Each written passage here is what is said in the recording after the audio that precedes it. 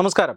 കേരളത്തിൽ വരാനിരിക്കുന്ന തദ്ദേശ സ്വയംഭരണ സ്ഥാപനങ്ങളിലേക്കുള്ള തെരഞ്ഞെടുപ്പിൽ വലിയ നേട്ടം കൊയ്യാൻ ഒരുങ്ങുകയാണ് BJP. അതായത് 100-ലധികം പഞ്ചായത്തുകളിൽ ഭരണം നേടുക എന്നതാണ് ഇപ്പോൾ പാർട്ടി ഉയർത്തിപ്പിടിക്കുന്ന ലക്ഷ്യം. മാത്രമല്ല, തിരുവനന്തപുരം കോർപ്പറേഷൻ, അതോടൊപ്പം തന്നെ തൃശൂർ കോർപ്പറേഷൻ തുടങ്ങിയ കോർപ്പറേഷനുകളിൽ ഭരണം നേടാനും BJP ലക്ഷ്യമിടുന്നുണ്ട്. കഴിഞ്ഞ ലോക്സഭാ തെരഞ്ഞെടുപ്പിലെ വോട്ട് നില പരിശോധിച്ചാൽ ഈ രണ്ട് കോർപ്പറേഷനുകളിലും BJPക്ക് അനായാസ വിജയം നേടാനുള്ള സാഹചര്യമുണ്ട്. മാത്രമല്ല, തിരുവനന്തപുരം കോർപ്പറേഷനിൽ അടിക്കടി ഉണ്ടായിക്കൊണ്ടിരിക്കുന്ന വലിയ വിവാദങ്ങൾ, അത് കേരളത്തിലെ CPIM-നെ, അതുപോലെ തന്നെ തിരുവനന്തപുരത്തെ CPIM-നെ അടക്കം വലിയ പ്രതിരോധത്തിൽ ആഴ്ത്തിയ അല്ലെങ്കിൽ പ്രതിരോധത്തിലായിപ്പോയ വലിയ സംഭവങ്ങൾ ഉണ്ടായിട്ടുണ്ട്. കാരണം അത്തരത്തിൽ വലിയ വിവാദങ്ങൾ തിരുവനന്തപുരം നഗരസഭയെ കേന്ദ്രീകരിച്ച് ഈ കഴിഞ്ഞ 5 വർഷം കൊണ്ട് ഉണ്ടായിട്ടുണ്ട്. തിരുവനന്തപുരം നഗരസഭയിൽ മുഖ്യ പ്രതിപക്ഷം BJP-യാണ്. അതുകൊണ്ട് തന്നെ ഭരണപക്ഷത്തെ അവർ ഇടം വലം തിരിയാൻ അനുവദിക്കില്ല. ഏതെങ്കിലും രീതിയിലുള്ള ക്രമക്കേടുകൾ, അതുപോലെ തന്നെ അഴിമതി, ഇതെല്ലാം കൃത്യമായി ജനങ്ങളുടെ മനസ്സിലേക്ക് എത്തിക്കുവാൻ തക്ക പ്രചരണം അത് ഇതിനോടകം തന്നെ തിരുവനന്തപുരത്ത് BJP നടത്തിയിട്ടുണ്ട്. അതുകൊണ്ട് തന്നെ വരുന്ന തദ്ദേശ സ്വയംഭരണ സ്ഥാപനങ്ങളിലേക്കുള്ള തെരഞ്ഞെടുപ്പിൽ BJP ഏറ്റവും അധികം പ്രതീക്ഷ വയ്ക്കുന്നത് തിരുവനന്തപുരം നഗരസഭയിൽ ഭരണം കൈയാളുക എന്നുള്ളതാണ്. 35-ലധികം വാർഡ് മെമ്പർമാരാണ്, അംഗങ്ങളാണ് ഇപ്പോൾ BJPക്ക് തിരുവനന്തപുരം നഗരസഭയിലുള്ളത്. തൃശ്ശൂർ നഗരസഭയും അതുതന്നെയാണ്. കാരണം BJPയുടെ വിജയം, തൃശ്ശൂരിലെ BJPയുടെ ലോക്സഭാ തെരഞ്ഞെടുപ്പിലെ വിജയം, അത് വെറുമൊരു വിജയം മാത്രമല്ല, ഭാവിയിലേക്കുള്ള ഒരു വിജയത്തിൻ്റെ ചൂണ്ടുപലക കൂടിയായി മാറുകയാണ്. തിരുവനന്തപുരത്തും അതുപോലെ തന്നെ തൃശ്ശൂരിലും ലോക്സഭാ മണ്ഡലത്തിൻ്റെ പരിധിയിൽ വരുന്ന നിയമസഭാ മണ്ഡലങ്ങളിൽ, നിരവധി നിയമസഭാ മണ്ഡലങ്ങളിൽ BJP 1-ാം സ്ഥാനത്തെത്തിയിരുന്നു. തദ്ദേശ സ്വയംഭരണ വാർഡുകളിലും BJP ഇപ്പോൾ അനിഷേധ്യ ശക്തിയായി മാറിക്കഴിഞ്ഞിരിക്കുന്നു. ഈ രണ്ട് കോർപ്പറേഷൻ മാത്രമല്ല, മറ്റ് പഞ്ചായത്തുകളിലും വാർഡുകളിലുമെല്ലാം ഭരണം പിടിക്കുക എന്ന വലിയ തന്ത്രമാണ് BJPയുടെ അണിയറയിൽ ഇപ്പോൾ ഒരുങ്ങുന്നത്. ഇതിനിടയിലാണ് നമുക്കറിയാം നിലമ്പൂരിൽ തെരഞ്ഞെടുപ്പ് വന്നത്. നിലമ്പൂരിൽ BJPയെ സംബന്ധിച്ചിടത്തോളം ഒരു പ്രസക്തനായ സ്ഥാനാർത്ഥിയായിരുന്നില്ല. അതായത് BJPയിൽ ദീർഘകാലം പ്രവർത്തിച്ചിരുന്ന വ്യക്തിയൊന്നുമായിരുന്നില്ല.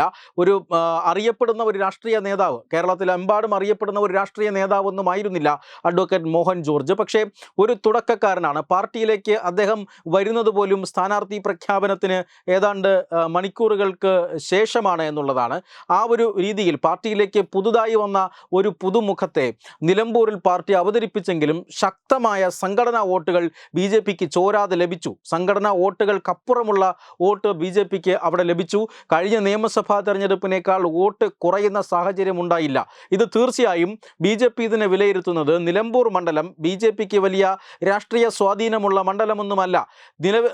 വലിയ രീതിയിലുള്ള വോട്ട് കഴിഞ്ഞ ലോക്സഭാ തെരഞ്ഞെടുപ്പിൽ BJPക്ക് അവിടെ ലഭിച്ചിട്ടുണ്ട്. പക്ഷേ അത് ആ ഒരു സമയമല്ല, അല്ലെങ്കിൽ ആ ഒരു രാഷ്ട്രീയ അന്തരീക്ഷമല്ല നിലമ്പൂരിലെ ഉപതെരഞ്ഞെടുപ്പ് നടക്കുന്ന സമയം. എന്നിട്ട് പോലും അവിടെ വോട്ട് കുറഞ്ഞിട്ടില്ല. ആ നിലമ്പൂർ മണ്ഡലത്തിൽ ഒട്ടും രാഷ്ട്രീയ സ്വാധീനം ഇല്ലാത്ത മണ്ഡലത്തിൽ ചെറിയ ചലനമുണ്ടാക്കാൻ BJPക്ക് സാധിച്ചു. അങ്ങനെയാണ് എങ്കിൽ ശക്തി കേന്ദ്രങ്ങളിൽ ആ ചലനം വലുതാകും എന്നാണ് BJP വിലയിരുത്തുന്നത്. BJP സംസ്ഥാന നേതൃത്വത്തിൽ ഉൾപ്പെടെ വരുത്തിയ മാറ്റങ്ങൾ ഗുണം കാണുന്നു എന്ന ഒരു വസ്തുതയും ഇതിൻ്റെ പിന്നിലുണ്ട്. അതുകൊണ്ട് തന്നെ വലിയ രീതിയിൽ തദ്ദേശ സ്വയംഭരണ സ്ഥാപനങ്ങളിലേക്ക് തെരഞ്ഞെടുപ്പിലേക്ക് ഒരുങ്ങാൻ ഇപ്പോൾ പാർട്ടിക്ക് നിർദ്ദേശം ലഭിച്ചിരിക്കുകയാണ്. ഒരുപക്ഷെ തദ്ദേശ ഭരണ സ്ഥാപനങ്ങളിലേക്കുള്ള തെരഞ്ഞെടുപ്പിൽ പാർട്ടി പ്രചരണം തുടങ്ങാൻ ഒരുങ്ങുന്നു എന്ന വാർത്തയാണ് ഇപ്പോൾ വരുന്നത്. അതായത് വരുന്ന ജൂലൈ 13-ന് പാർട്ടിയുടെ മുൻ ദേശീയ അധ്യക്ഷനും കേന്ദ്ര ആഭ്യന്തര മന്ത്രിയുമായ അമിത്ഷാ കേരളത്തിലെത്തുന്നു എന്നുള്ളതാണ്.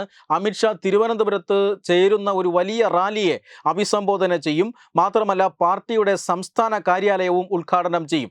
പാർട്ടി സംസ്ഥാന കമ്മിറ്റിക്ക് ഒരു വലിയ കാര്യാലയം കഴിഞ്ഞ കുറേ ദിവസങ്ങളായി ഈ പണി പൂർത്തിയാക്കി കിടക്കുകയാണ്. ഏതാനും ചെറിയ മിനുക്കു പണികൾ മാത്രമാണ് അതിനുള്ളത്. ഇതിനു മുമ്പും പലതവണ ഈ അമിത്ഷാ ഉദ്ഘാടനം ചെയ്യും എന്നറിയിച്ചിരുന്നുവെങ്കിലും അദ്ദേഹത്തിൻ്റെ തിരക്കുകൾ കാരണം അദ്ദേഹത്തിന് കേരളത്തിൽ എത്താൻ സാധിച്ചില്ല. 2-ലധികം തവണ അമിത്ഷായുടെ പരിപാടി റദ്ദാക്കേണ്ടി വന്നു. ഈ സാഹചര്യത്തിലാണ് ജൂലൈ 13-ന് അമിത്ഷാ തിരുവനന്തപുരത്ത് എത്തും എന്ന വാർത്ത വരുന്നത്.